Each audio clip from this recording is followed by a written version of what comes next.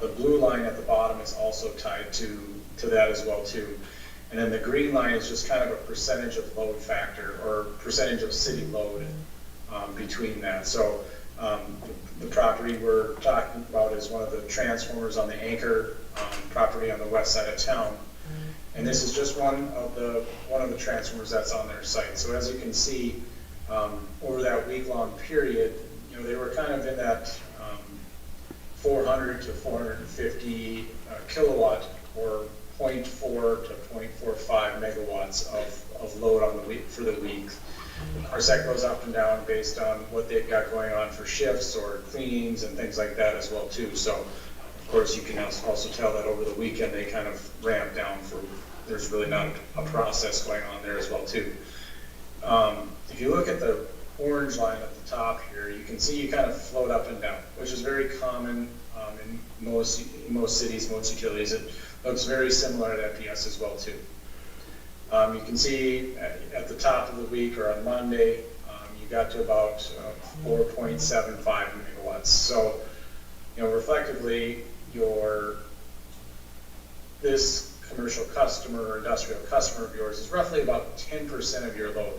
And as you see it, the load comes up during the day and then drops down during the evening hours as well too, or it's like overnight it drops down and then comes back up again, which again, very common. Everybody goes to bed, business is shut down, your load drops off, but then it peaks back up during the morning or during the daytime hours. Again, roughly your commercial customers or industrial customers, are a huge part of your overall load impact. If you're peaking, again, normal peaks in the summertime is going to be in the afternoons between 2 to 3 o'clock in the afternoon till 8, 9 o'clock at night, depending on what's going on. And then in the wintertime, you can see some morning peaks as well too, along with the evening peaks. But those usually are from like 6 to 9 in the morning as well too. Casey and I visited a lot about this. You've got the hospital, that's another larger customer of yours. The water plant, the school district, there's probably a few others as well too that I'm not aware of, but they have a different impact to you compared to a residential customer. You got one customer here, or one transformer of a customer here that's roughly, on average, about 7 to 8% of your overall city load, depending on the time of the day. Of course, sometimes it goes higher, sometimes it doesn't, but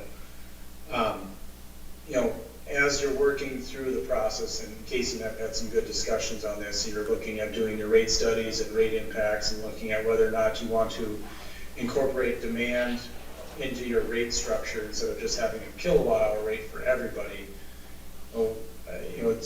It's good to look at it holistically and try to make sure your customers are set up correctly. Moorhead, the way we have it structured is we've got a residential customers, and then we have what I would call a commercial class, and then we have an industrial class. So we got 3 rates currently, and they have different rate structures. Again, we work with MRES, as you guys are as well too, to make sure that each class is paying their fair share. You're not one class isn't compensating for another class at all. So overall, you want to make sure that they're paying for their part of the power costs, along with every other utility rate that you got as well too. So I'm going to stop there for a second and see if you guys have any questions. Anybody have any questions for Travis? We're getting a few head shakes for no's. So how much demand, Okay. looking at this, how much would, if we put in a demand charge, or a demand charge, I should say, how much is it costing us on the demand? Can you tell from this? Extra. A great question, and I'm not sure who asked that question, so. that was Levi that asked that one. Levi, okay, that's who I thought it was. Levi, that's a great question, and we'll get to that in a second. But like you said, overall, during the week, as you can see here, you're kind of hitting that, 7.5% is pretty common. They're up and down. They've got and every business has their slow times or their clean times, and we've had some good conversations with Ron and Casey about this. And as you look at it, there's ways to maybe adjust their cleaning time, so maybe they do it, in the evenings,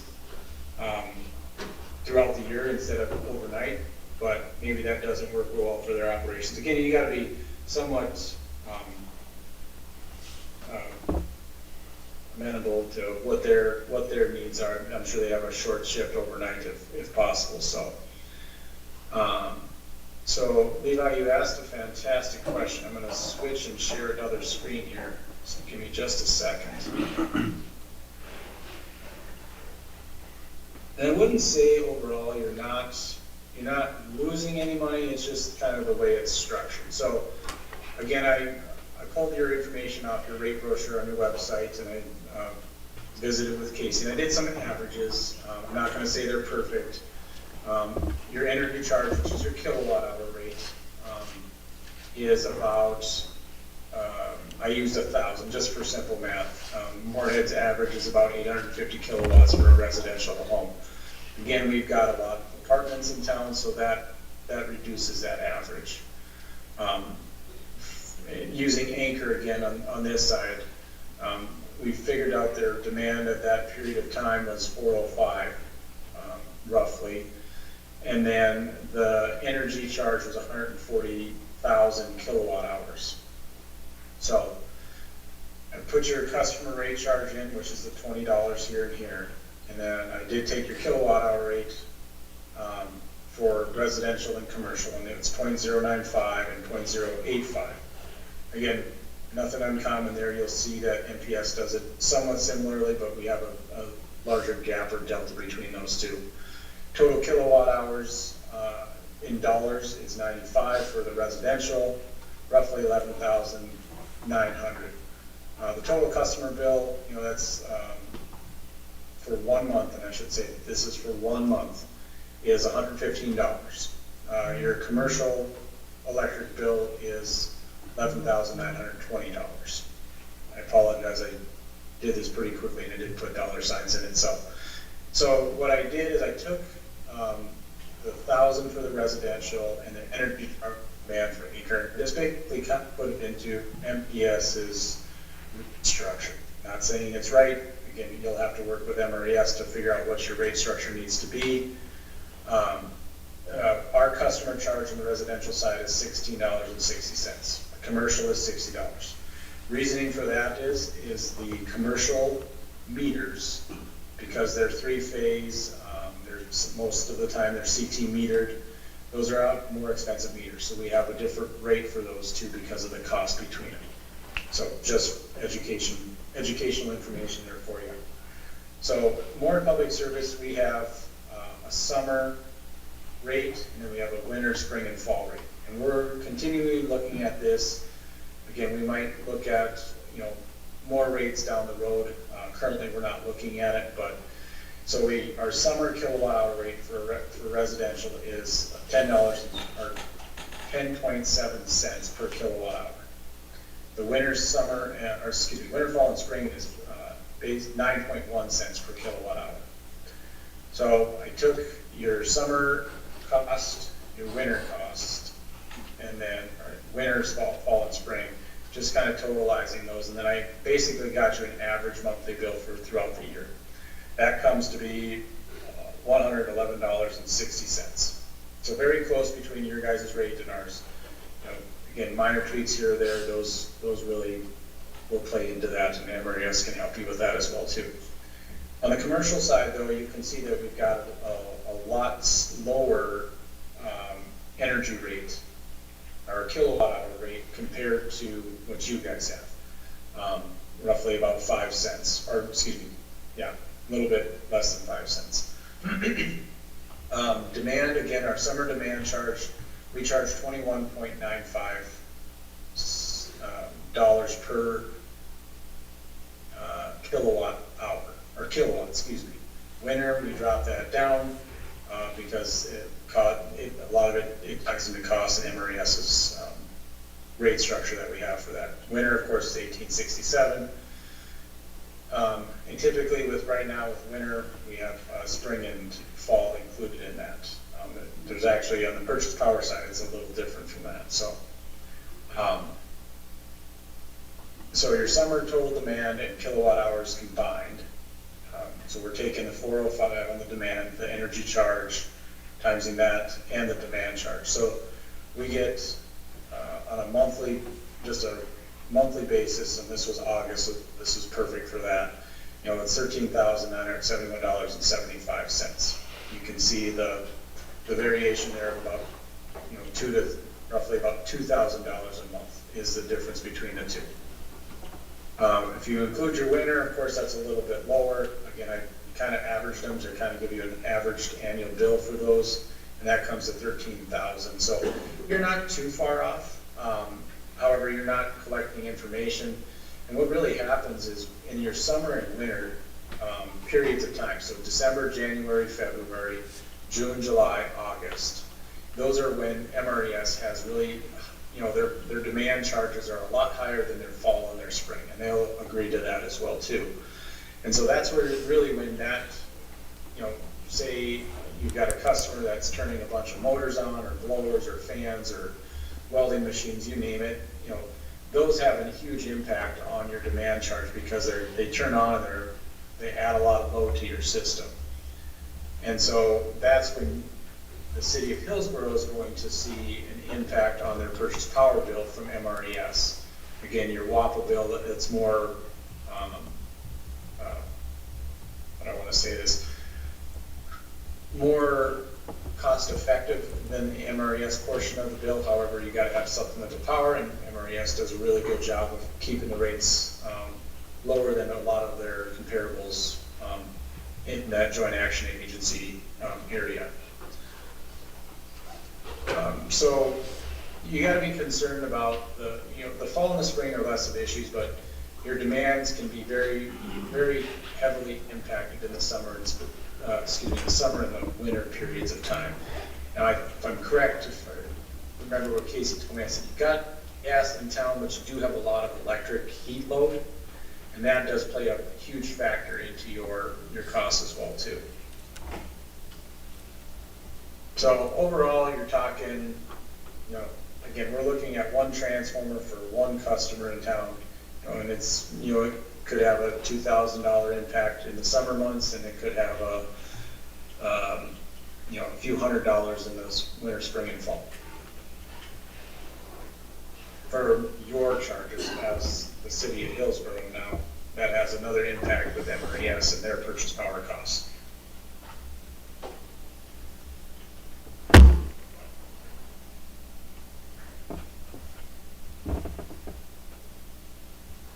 Anybody have Any questions?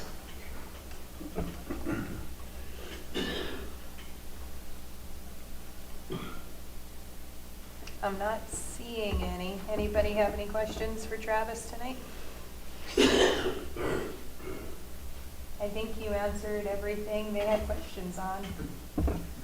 Well, I hope so. Again, you are sharing my screen here so you can see me.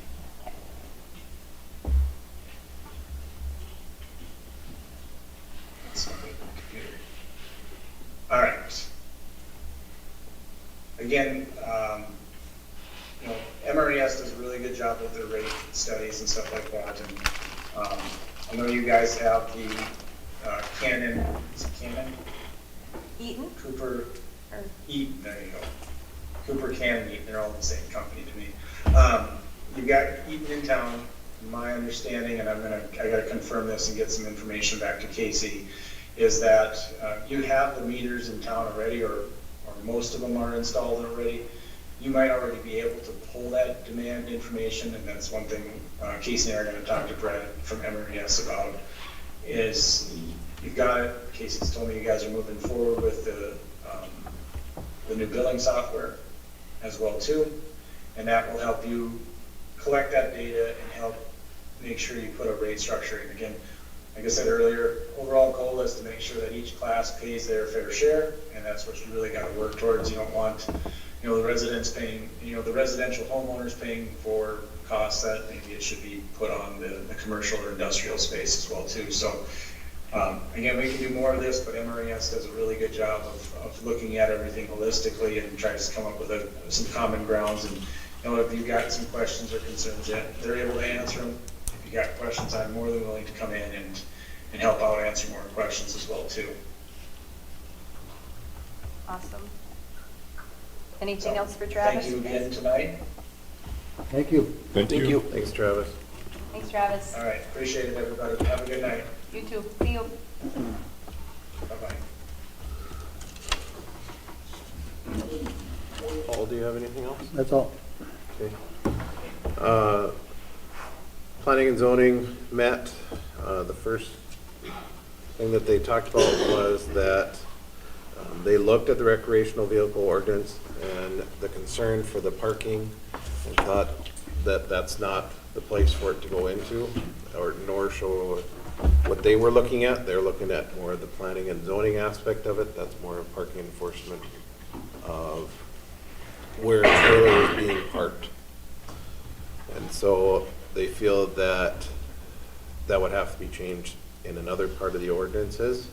And so they would hope that you guys would move forward with the second reading of it as it's stated. Does that sound right, Matt? That's correct. Any questions on that? Next is we had a conditional use permit that came into play with Shining Lights Daycare that is currently located across from the school, across from the high school, right off Caledonia. They are planning to move to a new place in a residential area. And so the question came up whether or not that can happen or not. And through those conversations, we found out in the past the letter was granted by a previous member of the Planning and Zoning Commission that was the chair prior, without knowledge of the rest of the Planning and Zoning Commission. This was done back in November of 2022 when that daycare was opening up. Basically, the gist of the letter was to the state that said that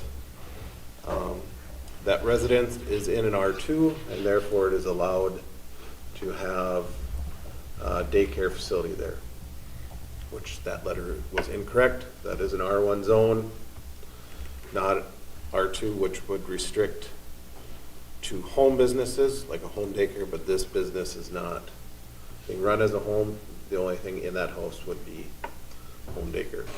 With that, they felt that they couldn't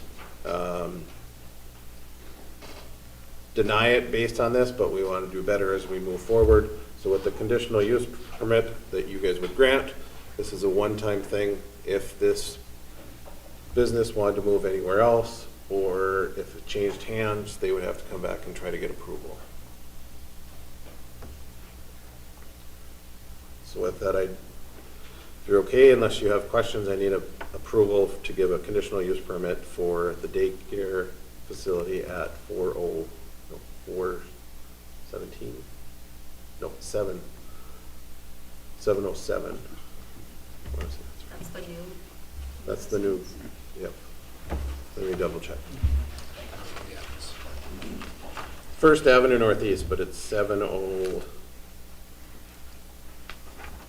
want to say 714.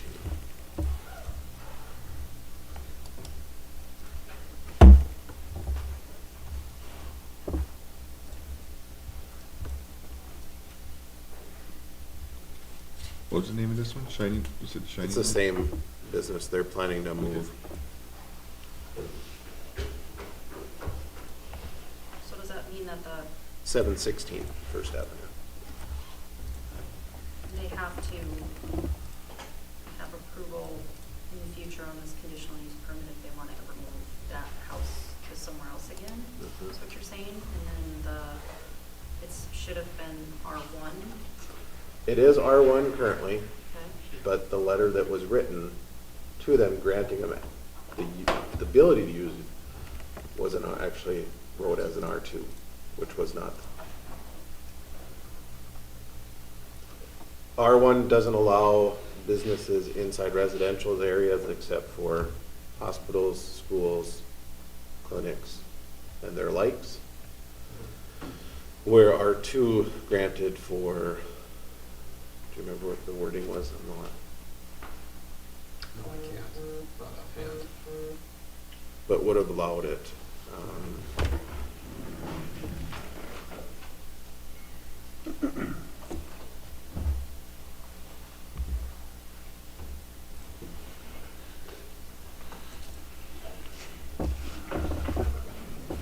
But it would have, R2 would have allowed it, where R1 did not. So. But after a lengthy discussion, they ultimately decided that it would be best interest to give this conditional use permit. Like I said, it's a one-time use. So is there any questions on that?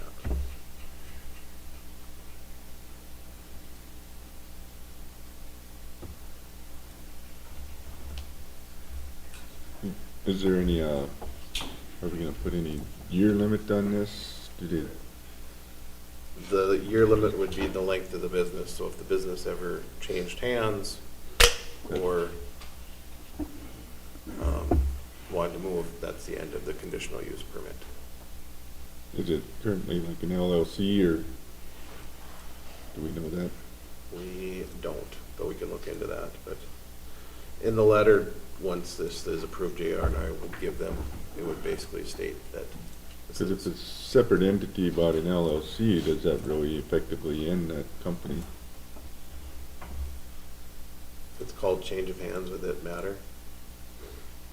Depends on, usually if the transfers to the same owner or subsidiary, usually there's a, it's as though it's the same person in that case, Right. which would be the case here. I But- believe it is an LLC, which is Shining Lights, the name LLC. Yeah. If it's a brand new owner, is the way I'd phrase it, then it would be the same thing, it's just the same thing as applying for any other permit. Then they'd have to go to the conditional use again. Which if they were gonna get, Yeah, I was gonna say the concern was. which if they were to get a new license from the state, they would have to do that because it's a change of hands as well for the daycare. Gotcha. And it's limited to 30 is what they're, I think they said 34 was the max, but they're gonna try to hold it at, One more time, it's still right there. 30 spots. 30 is the limit Is the load is- that the state would allow them to have at that location. And they are planning to put fences and all that kind of It's a thing. broader building. I forget about that one, okay. Or maybe that's, yeah. So it's right here. But there was the residents that had concerns came and expressed their concerns, but ultimately planning and zoning based it on this letter that was conditionally approved in the past, or was granted to them, that it really put them in a hard spot.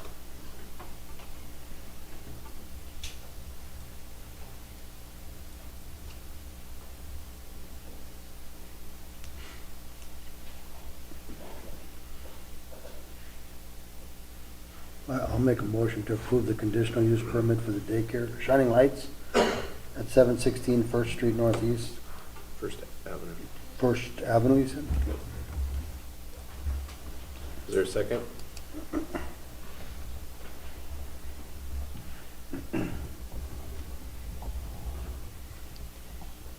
I'll second it. Moved by Paul, seconded by John. Is there any other discussion?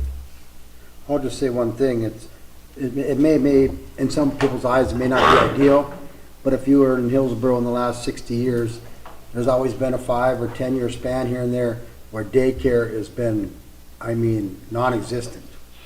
We're sitting at a situation in Hillsboro right now where we're very fortunate.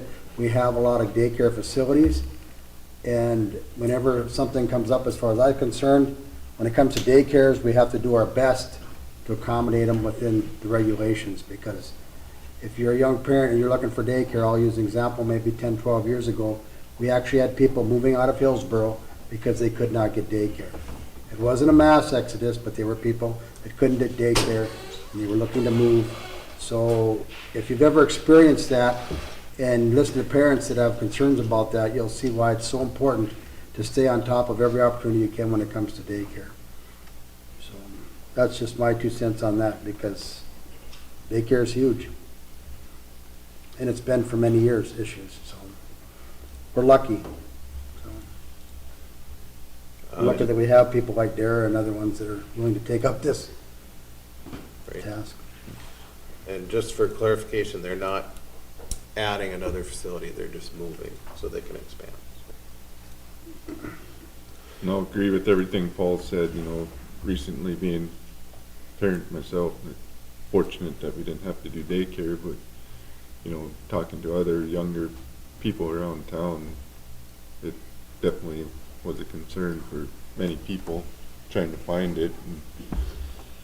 And like Paul said, if we want to have young families come to town, we need to have that option available to them. Any other discussion? Paul? Yes. John? Yes. Jason? Yes. Nicole? Yes. And a yes for me. Motion carries.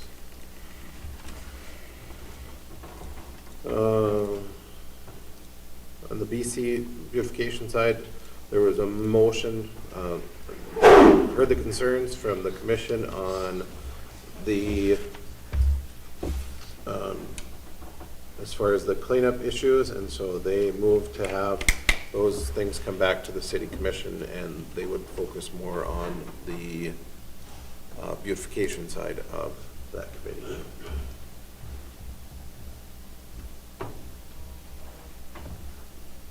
Unless you guys have questions, that is all I have for tonight.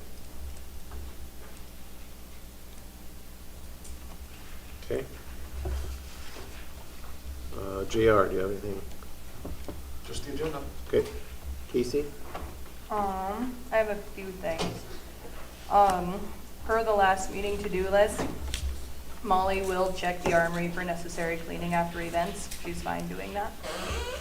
I called the Fargo Pound and left a message to see if they would be interested in taking stray dogs. I haven't gotten a response. I'll call again this week. The dog discussion is on the December 2nd agenda. As Travis said, the electrical rate study has been completed for the city portion of information that was required. All that's left to provide is the 2023 audit when we get that back, and the DGR report when that's finished. The security assessment was completed for the entire city, city and public works infrastructure. The documents that were created are not allowed to be a public document. If you would like to view the assessment, you can either visit me over at City Hall to view the report, or we can host an executive session to go over the assessment together. GIS training is happening with all city staff on this Wednesday at 1 o'clock. Tree has been decorated. The upcoming League of Cities biennial legislative workshop is December 4th. If anybody would like to go, let me know and I can get you registered. Please have all agenda items to me by Wednesday next week, the 27th, by 7:30. I'm requesting this due to the holiday break, since we won't be here Thursday or Friday next week. And then I did include a packet, not for review tonight. I'd appreciate it if it would be reviewed between now and the next meeting. If you guys would like to meet with me at the office to talk about it, that'd be great. I won't be here tomorrow, but I'll be here Wednesday, Thursday, Friday, and probably Sunday with the upcoming holiday. And that's all that I have. I know you said you did our side of the rate study. Did they say when they're going to be done with it? They're waiting on 2 more documents. They're waiting on the 2023 audit, which is going to be to us in December. They're just finishing up a few more things. And then they would like a copy of the DGR report, that DGR engineering report, when that's finished. So we're just waiting on those 2 big documents, and then rate study will be final. But yep, that's all I have. Thank you. Mm-hmm. Anything from the sheriff's office? I just sent you a message, but sheriff is on board with trying to get the mayors together or something like that, try to come up with a dog resolution for the entire county. If you guys do end up holding a meeting, he's definitely interested in being involved, so that's all I have for that. When are they planning on lining that up? I don't, Levi, do you have any No, the Portland mayor is the one that kind of suggested that, and I said it wouldn't be a bad idea, but we haven't lined it all up. I guess I can ask one tonight if she's interested in it. I'd be interested. Okay, so, So many towns do we have, so there's not that many towns in Trail County really, is there? Grand The Union? ones that typically have had dog agreements, I believe, off the top of my head, was Hatton, Portland, Mayville, Hillsboro, I think Buxton for sure. Okay. Maybe Reynolds, I'm not 100%. So it's kind of a centralized anyways. Yeah, well, like I said, that a resolution of some sort would be ideal. Come up with Yeah. something. Steve, you're up tonight. I'm up. All right, I had two things on the agenda tonight. One of them was a change order for the sidewalk project. One of the items that we came across during construction was repairing and adjusting a manhole. The price on that was $1,400 and $1,448.10. That would get paid through DOT, and the city would end up paying their portion, which is about 20% of that, so it'd be $280. So this change order would go into place. DOT has been paying all the bills up to this point and taking care of that. There'll be one more change order to come after this, which just balances out the quantities, the existing quantities that we had on it. If you look at the project overall, it was $353,000, and the city would pay 20% of that, which was around $70,000. So with this change order, it was $290. If I could get a motion to approve the change order, I could just DOT it, I could pay the contractor for this. I'll make the motion to approve. Is there a second? I'll second. Moved by Nicole, second by Jason. Any other discussion? Jason? Yes. Paul? Yes. Nicole? Yes. John? Yes. And a yes for me. Motion carried. Second item is the pool project. The city got a grant to do pool repairs a couple years ago in 2023, and the grant expires April 30th of 25. I submitted a task order to do engineering on the pool project and bid it out and take it through construction. And our fees on that totaled $44,000, which included some surveying, the design, some bidding, some post-construction observation and stuff like that. The only concern I had on this was that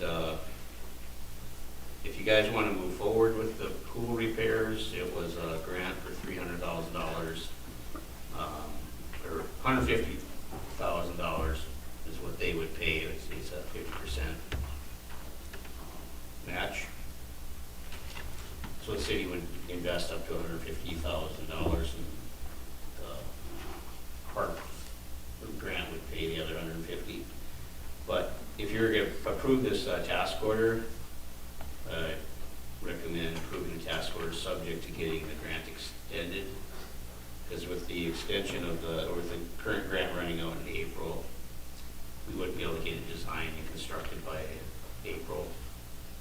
So if we could get an extension on the grant, and maybe part of the sales pitch for extending it would, that you could say the city has an engineer under contract and ready and design it over the winter, and we need next summer to construct it. So that's if you guys want to put the money into repairing pool. This is a way to get some of the funding for the pool repairs reimbursed through the grant. And you're looking at getting this completed next summer in the bidding? Yep. We're hoping to get somebody to bid it? Right. We just completed a project in Cavalier similar to this, and the first time we bid it, nobody bid on it. So then the second time, we found a way to help get bidders in, and I think we had 2 people bid on it. The successful bidder was reasonable. So the guy that got later one was Jake Levin. We'll have him pursue this and try to get some bidders on it too. That's been our issue so far, is just trying to find somebody to actually do the work. This is to fix the leaking issue that we've had at the Yeah. pool. That's to repair the, It's to repair all of the inlets and outlets and then, the ballast tank Okay. into the, so all around the pool plus into the pump house.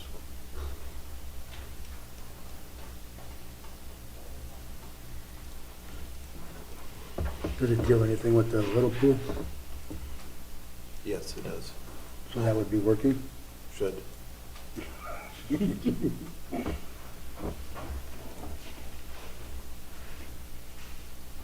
I've been hearing that word should a lot in the last few weeks. Not here, but.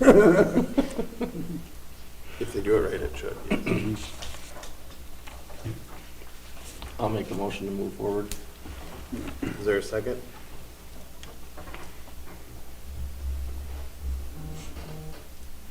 The design and all that stuff's already been completed? no, that's what this task force That's will be what that is for. to do the design. And would that be a part that's part of the grant that would be covered by? part of the Could be, yes. Because he said it'd be conditioned on whether we can get the grant extended. If we can't get the grant extended, then we just wouldn't have a task order, is that it? And B.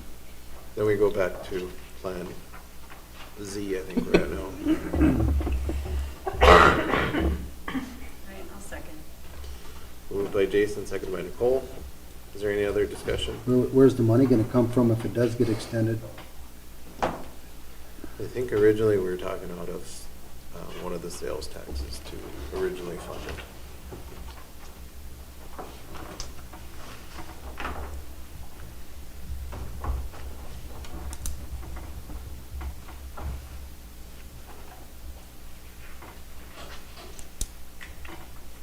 Any other discussion? John? Yes. Nicole? Yes. Jason? Yes. Paul? No. And a yes for me. Motion carries. Thanks, we'll hold on this and won't start any work until we find out if the grant's been. Would Abby be able to reach out and see if Yep. that's a possibility? But she kind of headed up the last time. Okay, I'll have her do that. Thank you. Thank you, Steve. What else? Go into old business, the fire department, second reading of the sales tax. Do I have a motion to approve second reading? I'll make the motion. Is there a second? I'll second. Moved by Jason, seconded by Paul. Any other discussion? Jason? Yes. Nicole? Yes. Paul? Yes. John? Yes. And a yes for me. Motion carries. Next item, we have the fire department here to discuss the use of the city land for their new building.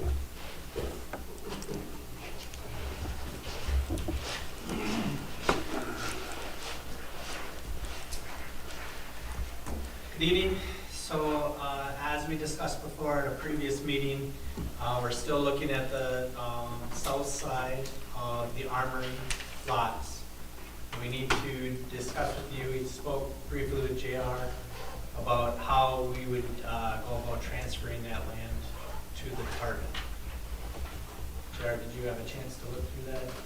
I did, yep, I have the deed from it, have it, the city owns it outright, save for the one restriction from the church, knowing it has to be used for public use. I need to reach out to them already just to see what their thoughts are. I haven't heard back yet, because it has to go through the diocese of Fargo, but otherwise it's up to the city to decide of their thoughts.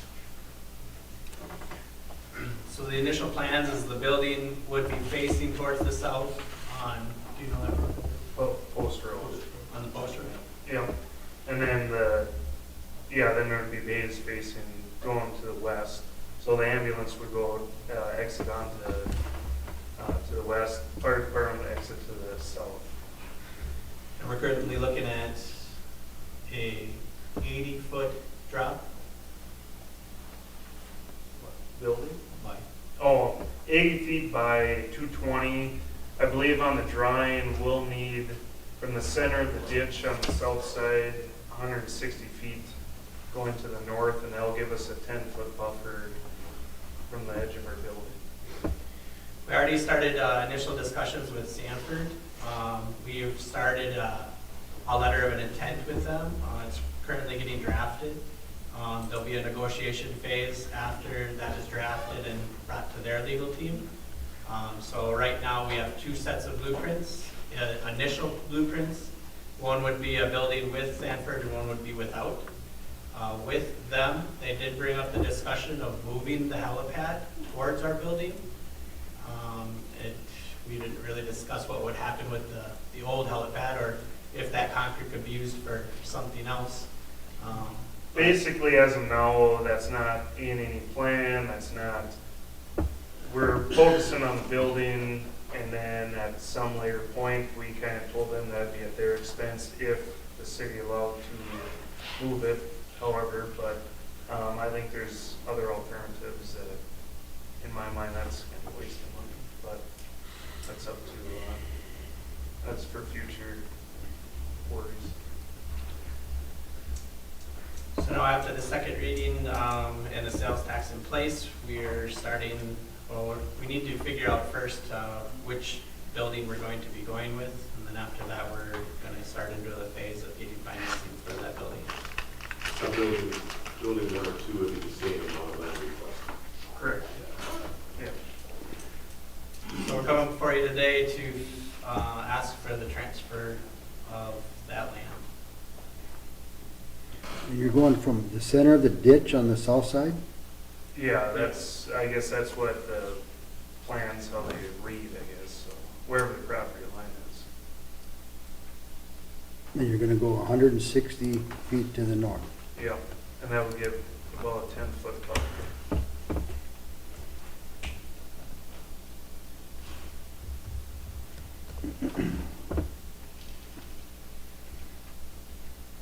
So some of my questions maybe are, you know, is there enough left over for snow removal?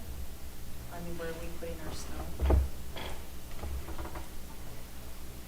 And future forward thinking, would it fit your public pool?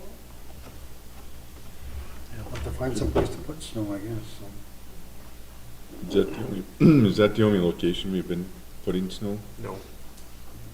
Where are the other ones? The other place is Long Post Road on the east end of the school, now land. We put it along Main Street along here and on Main Street down on the railroad property.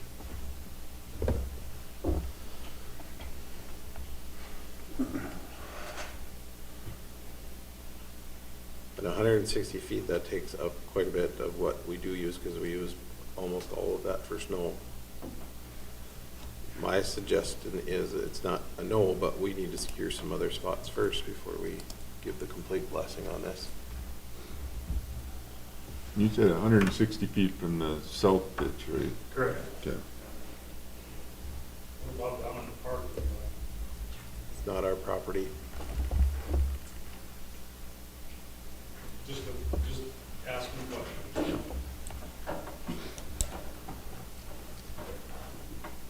There has been some work to secure for some of the stormwater assessments, but that hasn't been secured yet, so. And we have gone forward and gotten a soil bore test and started our environmental impact study through our current site contractor. We're rating the results on the soil boring just to make sure it can hold the weight of the building. The other issue, and you'll have to work with AE2S, is that if you look at any of the stormwater maps, that building will have to be built up quite a bit. Mhm.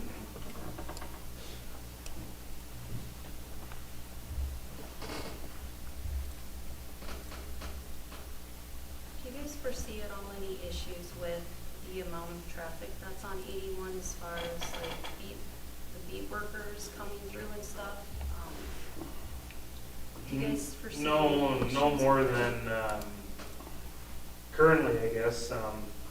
You know, currently, when we exit the hall over here, we generally take Main Street over to whichever direction we're going. Which, this can be busy, Caledonia's busy.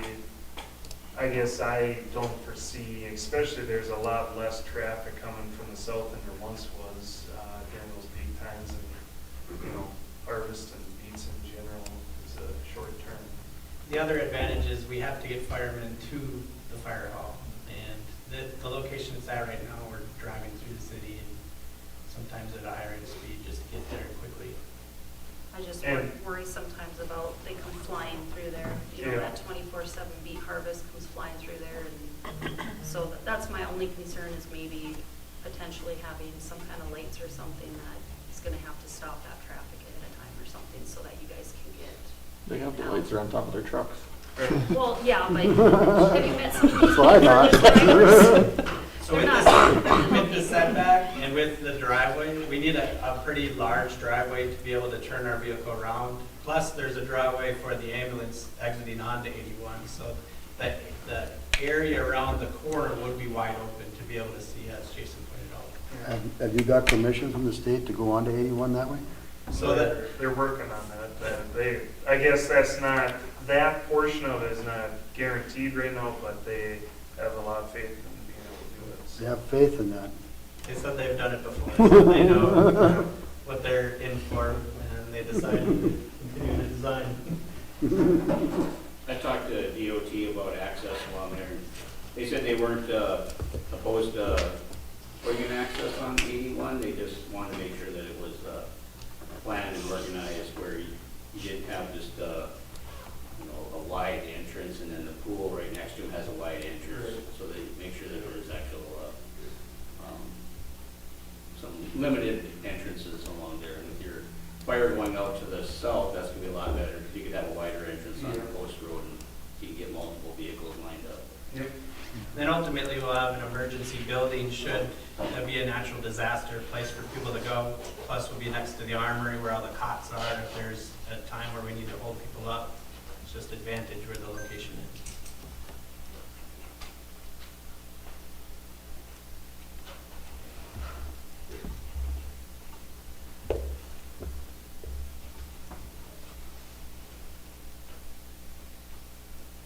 Do we have an agreement with the school to let us use that school property, or? Nope.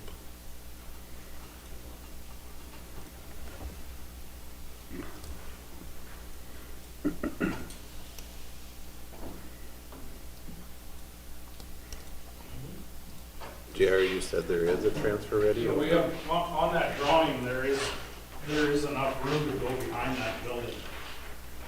You know, Be on the fire department, it would be onto the east side of the fire department. You should be able to sneak a truck through there without any problems.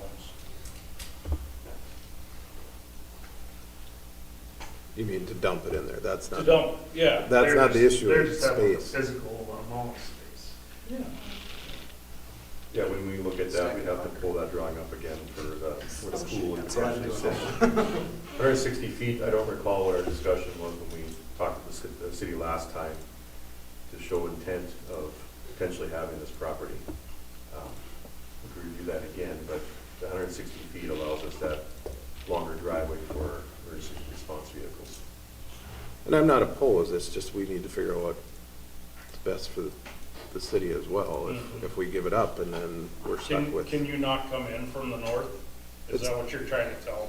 No. I'm trying to understand. No, it's not the access, it is the physical amount of room.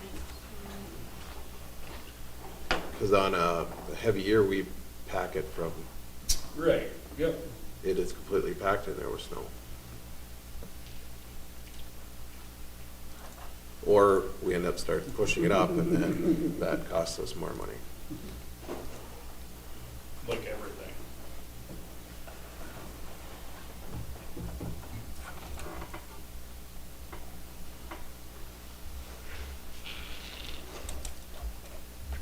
So what, and JR, you have an agreement ready or you don't have it? We'd have to I draft don't have it. any agreement, I just found like the deed, make sure the city owned it and stuff. And Right. I just hope he basically is whatever the city wants to go with, I can't. You guys, it's your guys' decision. Right, which the other option we could do is lease it on a 99-year lease, saying that they can use this. Which, would that be an easier, on the legal side of it, does that make it easier? Same either way, really. Same either way. Whatever works, I mean. In our initial discussions with the state of, or the Bank of North Dakota, the city would most likely have to hold our loan for the building anyway. So just so you're aware of that. Well, and technically, I think the city has to hold it if you want to keep it under the North Dakota Insurance Reserve and all the other stuff, so. Correct. Just because you're the one physically doing the sales tax, and then just. Right, well, and then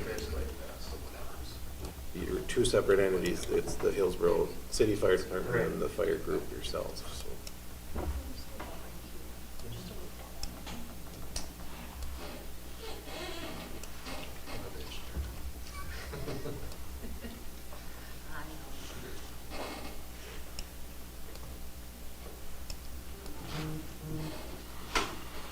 Are you guys in favor of moving forward and looking at what we need to do to get all the pieces together before we actually do an agreement?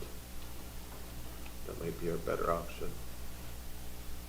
My only question is, and we've talked about this, Jake, is exactly how far, where exactly are you gonna end it at? Where's that 160 gonna end up at? So, it's just, this map is a little bit of an angle, so it really doesn't show, you know, so if you're going from the middle of the ditch, you know, it's kind of, you know, you got, you know, you're gonna be close to kind of where we're projecting.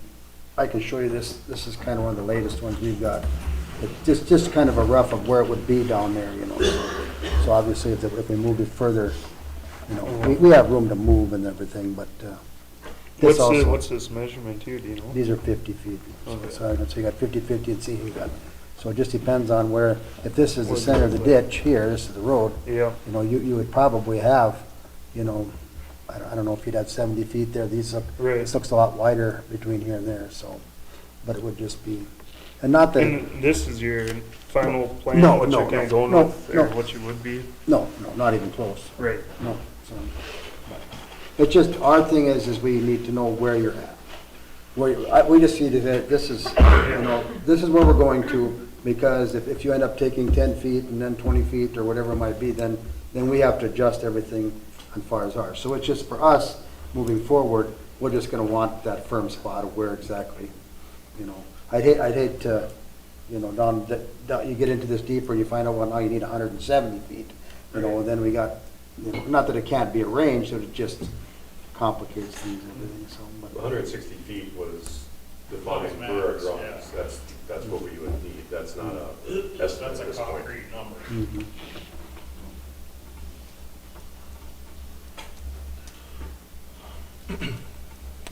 I'm game for moving forward. See where things play out. So I suppose the next step, JR, would be best to draft something up, see what particulars we need to do. Because if we're gonna hold the deed, there's no use transferring the land back and forth. I think some of those particulars, As long as we basically have a vote of moving forward with it, we'll determine what that forward is later on. Is it a lease, is it a deed? which we kind of already did that already. Right, but We I think have- just to reaffirm before the blueprints are finalized is the Okay. thought, because this is, before it was hypothetical, now it's much more real. Right. There's money behind it now. Okay. And we can't move forward with the actual structure designs, which is gonna be in the hundred thousands of dollars to get rolling until we make sure we have land where we can build.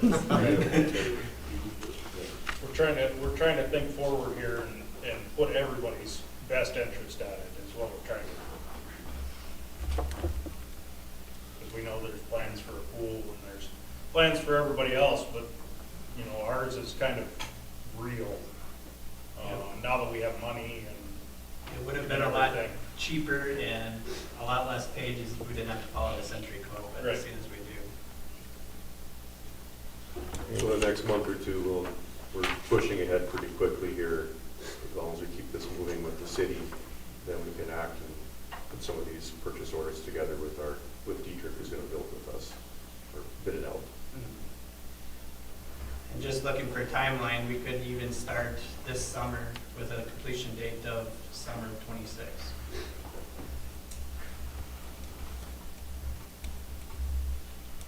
Jason, was that a motion to move forward? That's a motion. Was there a second? I'll second it. Moved by Jason, seconded by Paul. Is there any other discussion? John? Yes. Jason? Yes. Nicole? Yes. Paul? Yes, Any yes for me? Motion carries. Thank you. Thank you. Thank you all for your support. thanks for coming. Thanks for all your hard work. The next item is the recreational vehicle ordinance for the second reading. If you guys are okay with moving forward with that, coming back from planning and zoning, or unless you have any questions on it. I'll make the motion. Is there a second? Second. Moved by Jason, seconded by Nicole. Any other discussion? Paul? Yes, Nicole? Yes. Jason? Yes. John? Yes. A yes for me, motion carries. Cybersecurity grant and materials. So, I remember us having the discussion on the cybersecurity grant. And I think Casey uploaded a few of the conversations we had back and forth, because I remember pulling up the meeting minutes and having a list of the requests for laptops and desktops, because the server we know is out of, I'm pretty sure it's out of service at this point. But moving to Tyler Technologies, the server will no longer be needed, so we don't really have to worry about that, but that was a request in that first grant.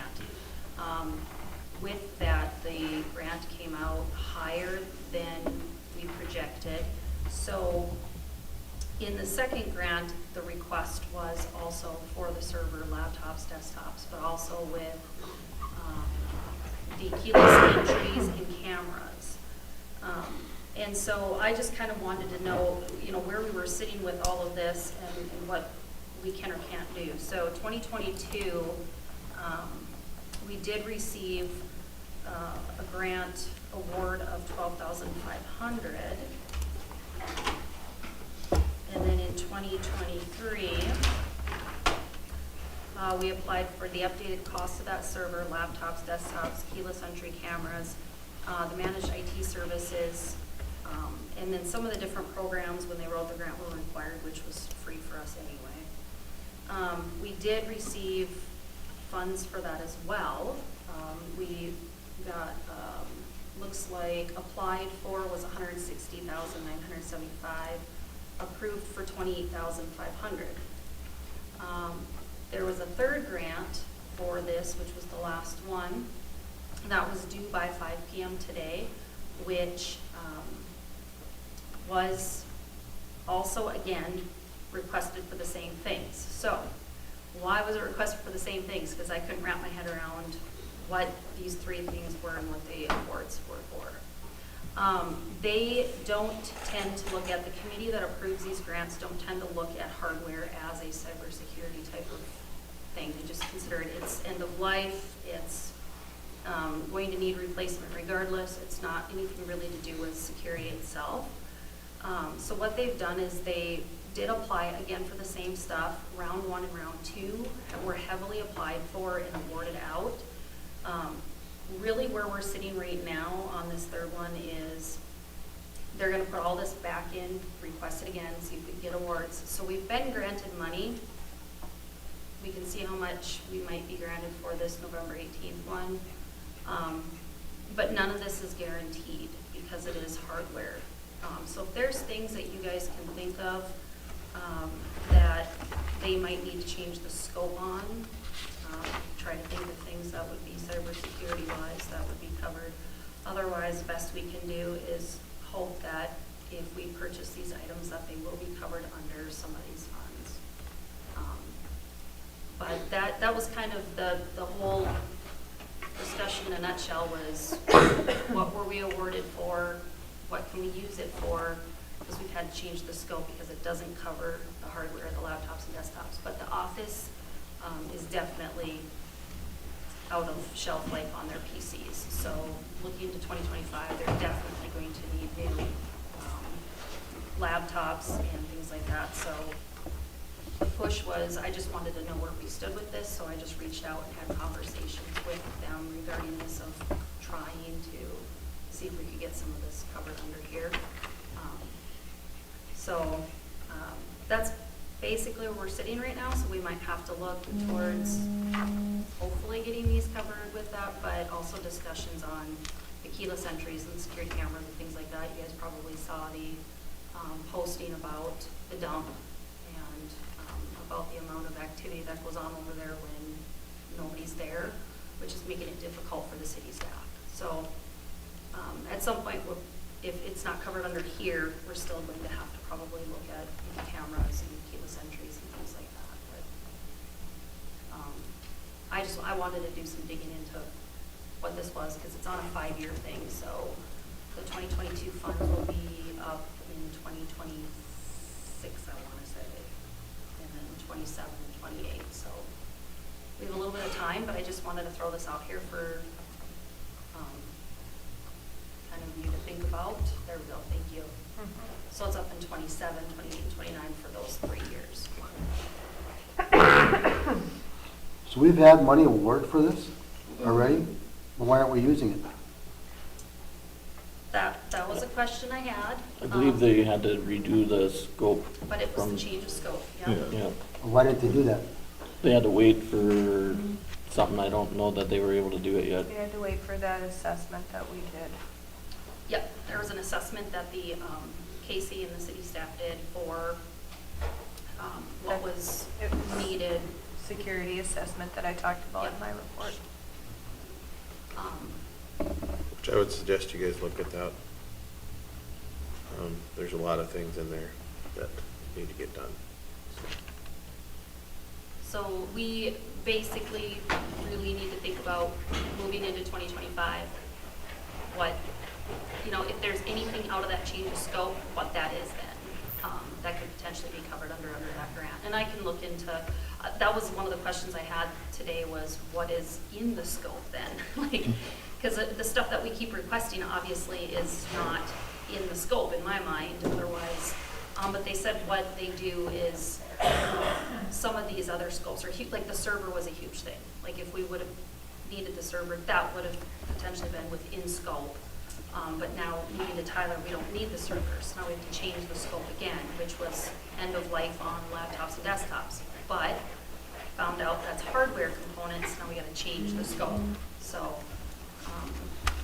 I will definitely do some more, digging and reading and stuff, but I think we can spend most of our money on the security for the shops, here, City Hall, our are you talking like substation. cameras and stuff? Cameras, could be bollards, could be films, it could be better Fencing. fences, it could be keyless entries, could be putting in more lighting and a lot So of the cameras and the keyless entry was what I asked about because that was in the second scope. That was in the change of scope for the second one. And they said what's hard for that is because that's also physical to them. The cameras are technically cybersecurity. They're security, but they're not cybersecurity.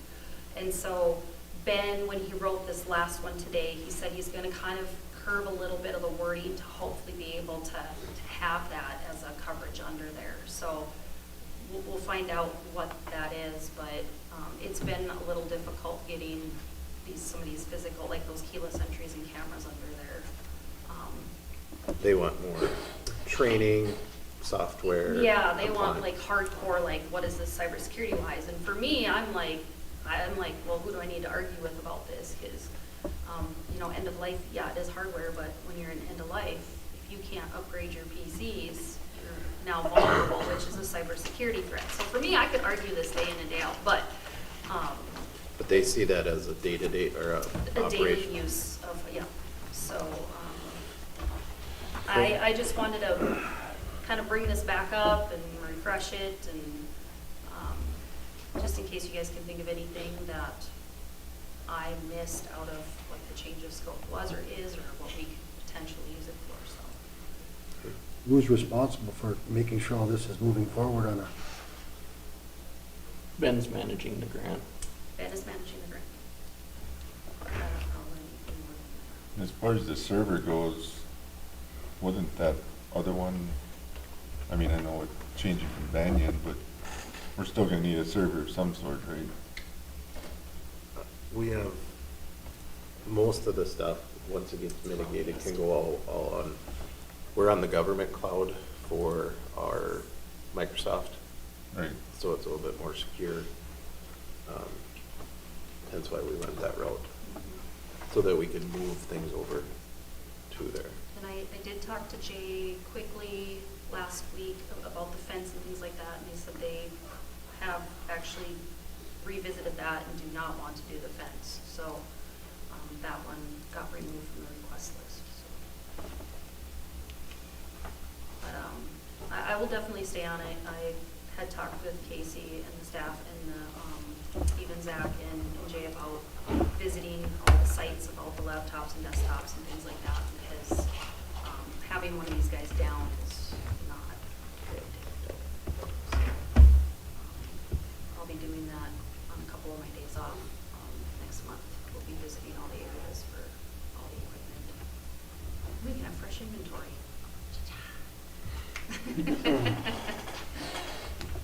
Thank you for doing that, Nicole. Anything else on that? Nothing else that I know of.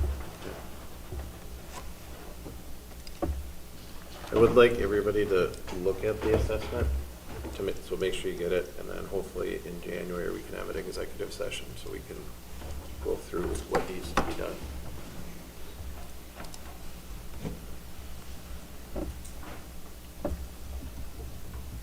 So you can check it out with Casey or review it there, but it does take a little bit to go through.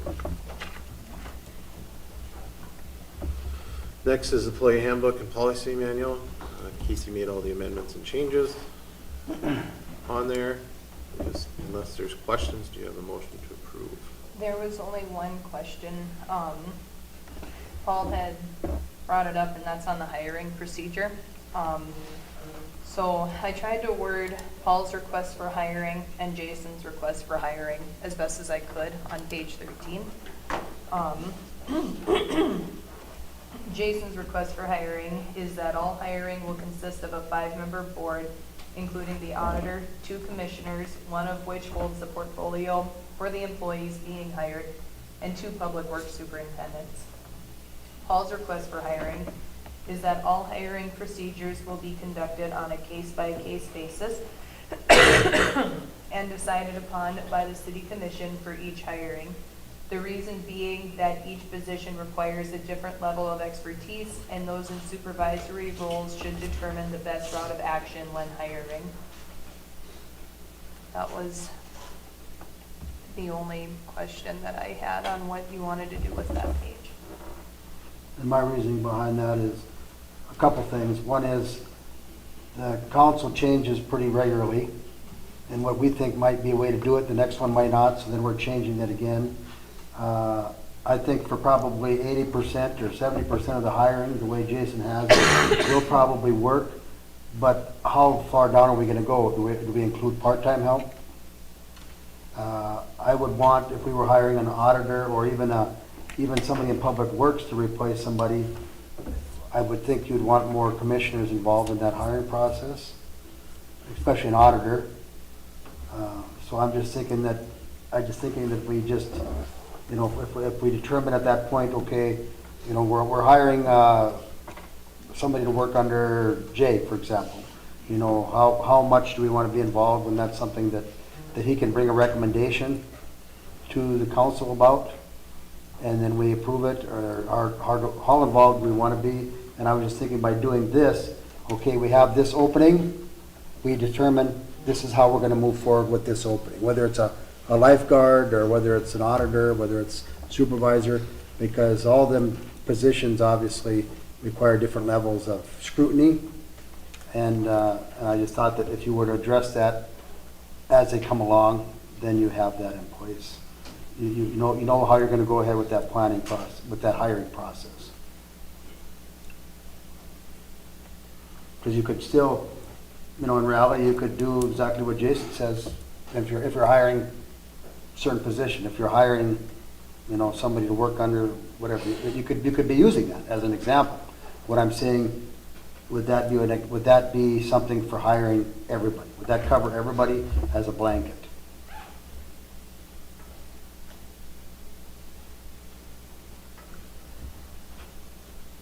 That's my only, I would agree with that, Paul.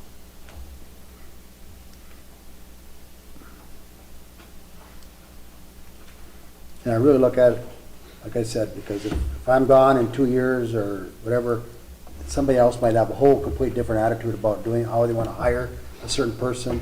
And this gives them the flexibility. You narrow it down, and everybody that's on the commission knows this is how we're going to hire this person.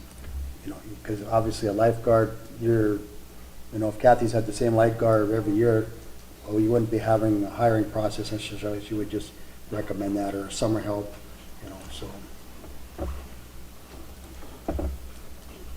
Any other thoughts? Who would recommend what process we'd go, though? Would that be up to the Yeah. auditor? Nope, that would be up to the council, Thompson? our commission, whatever we call ourselves, Commission. commission.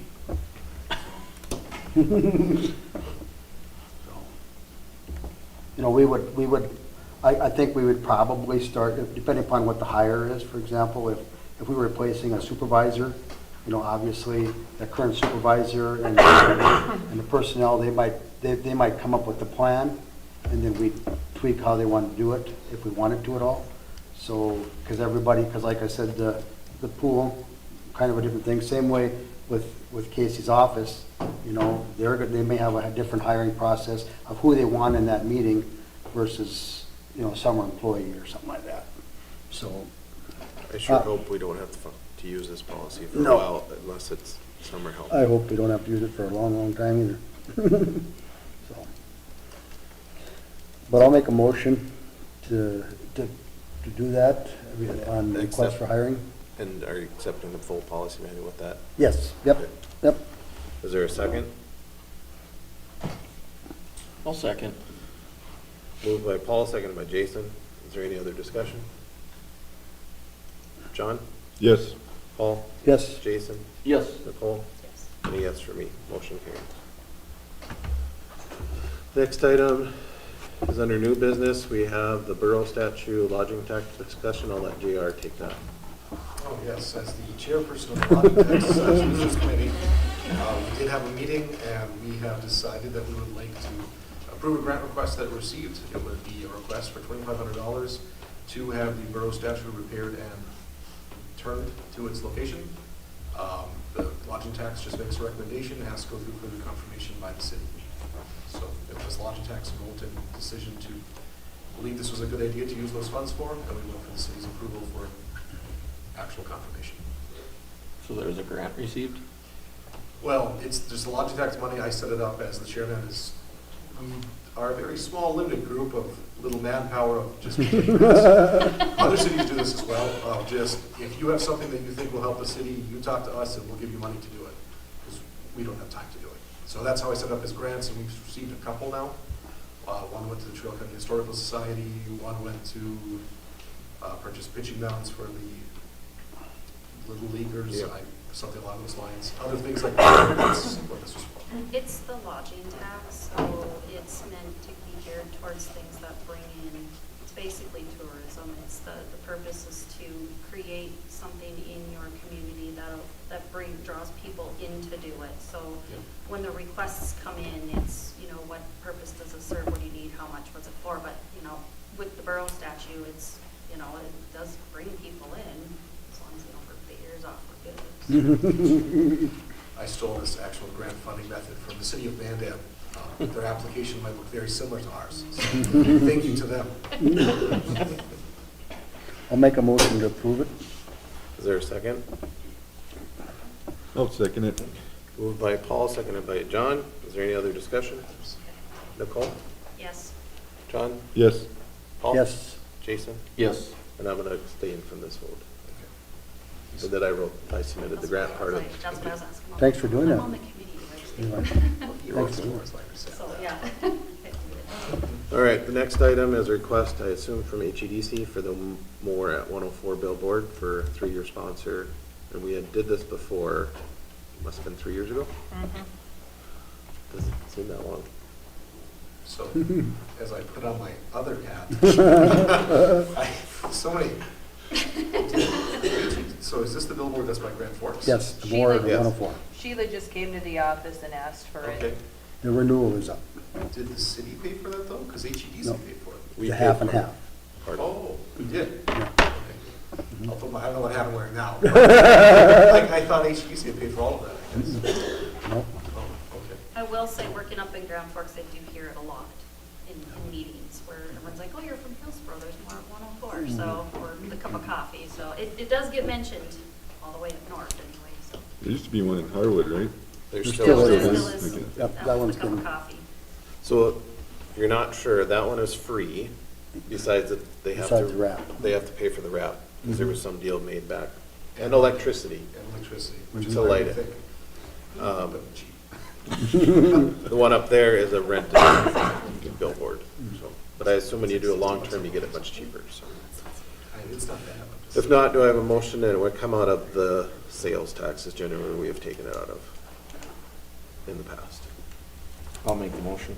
Is there a second? I'll second it. Moved by Jason, seconded by Paul. Is there any other discussion? I would like to see it though contingent on that HEDC approves their side of it, or their 36. Would you like to amend it to that? Yes, I will amend it. We have an if that's amendment. okay. Is there a second? Yeah, I'll I'll second. no. Second the amendment that we add in that it's contingent on HEDCs. They have not had time to weigh into this. It's pretty new, so. As I say again. This is- So this is a vote on the amendment to add it in. John? Yes. Nicole? Yes. Jason? Yes. Paul? Yes. And a yes for me. Amendment carries. Now this would be on the motion that is now states to use sales tax to pay for the more at 104 billboard based on HEDC's able to pay for the other half. Any other discussion? Nicole? Yes. Jason? Yes. Paul? Yes, John? Yes. And a yes for me. Motion carries. it's nice to hear that, Nicole, because we don't get feedback sometimes on how those billboards do. You know, especially we don't have a way to track them. Like the one down there has got a website you can log on to, so you can kind of look at the analytics there, but some of them don't have that. So it's nice to hear Yeah, somebody that actually hears people say they like it, so. yeah, it does get mentioned quite often. So with Casey saying that she's willing to come in and check that, we already approved the hire, the cleaning at the armory. We've already approved the new contract, correct? So then everything should be set, correct on that? I just want to double check, we've been on that for a while. So. The one other thing that I wanted to mention to you is on Sunday or Saturday? Saturday or Sunday, I did get an email from Tammy Norgard regarding the new water treatment plant. I will say this, it's not ready by any means to come to the commission yet. There's a lot of discussions that need to happen on our electrical side with AE2S and with JR. So Nicole, there's 4 of us here tonight, so we may talk a little bit about it. And then Paul and I will have to work with Missouri River to figure out what we're going to do on that side. But I don't even know if I want to say it or how to say it.